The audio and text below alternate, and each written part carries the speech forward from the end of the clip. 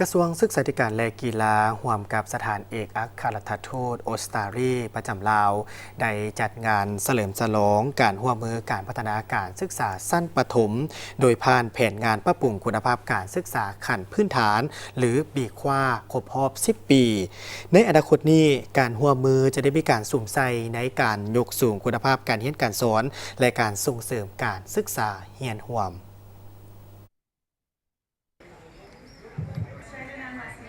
งานเฉลิมฉลองการร่วมมือการพัฒนาการศึกษาสั้นประถมศึกษา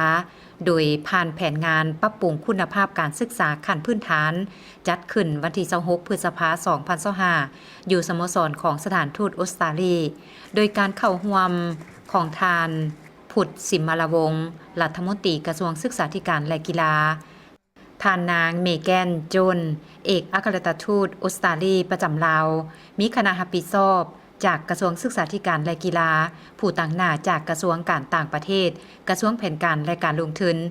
ผู้อำนวยการวิทยาลัยครูและบรรดาครูร่วมพัฒนาแขนงการศึกษาวิทยาศาสตร์และกีฬาเข้าร่วมท่านางเมแกนโจนได้กล่าวถึงพื้นฐานอันลึกซึ้งของการร่วมมือว่า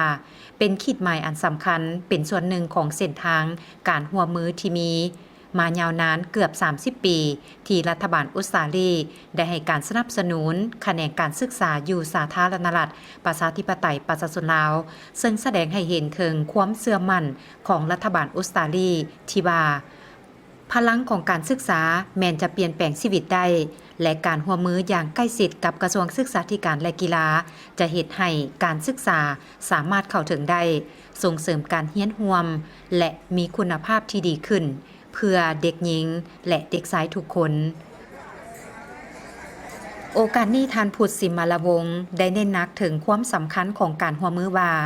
การร่วมมือกับรัฐบาลออสตาลีได้มีบทบาทสำคัญในการหันเปลี่ยนการศึกษาขั้นประถมศึกษาในประเทศของพวกเราการศึกษาแม้นเป็นพื้นฐานของสังคมที่เข้มแข็งรัฐบาลออสตาลี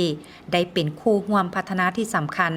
ที่ได้ช่วยเหลือแขนงการศึกษาวิทยาศาสตร์และกีฬาเพื่อส่งเสริมการเรียนร่วมและมีคุณภาพหลายขึ้น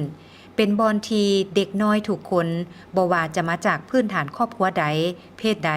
หรืออยู่ไสก็ตามสามารถเข้าถึงการศึกษาที่มีคุณภาพและสร้างอนาคตที่ดีกว่าให้กับตนเองและชุมชนของเขาเจ้านับแต่เริ่มสร้างตั้งแผนงานในปี 2015 แผนงานบีคัวที่ได้สนับสนุนโดยรัฐบาลออสตาลีมีเป้าหมายเพื่อปรับปรุงการเข้าถึงการศึกษาที่มีคุณภาพโดยเฉพาะแมนเด็กน้อยที่อยู่เขตห่างไกลและด้อยโอกาสหนึ่งในผลสำเร็จอันสำคัญที่สุดในรอบ 10 ปีผ่านมา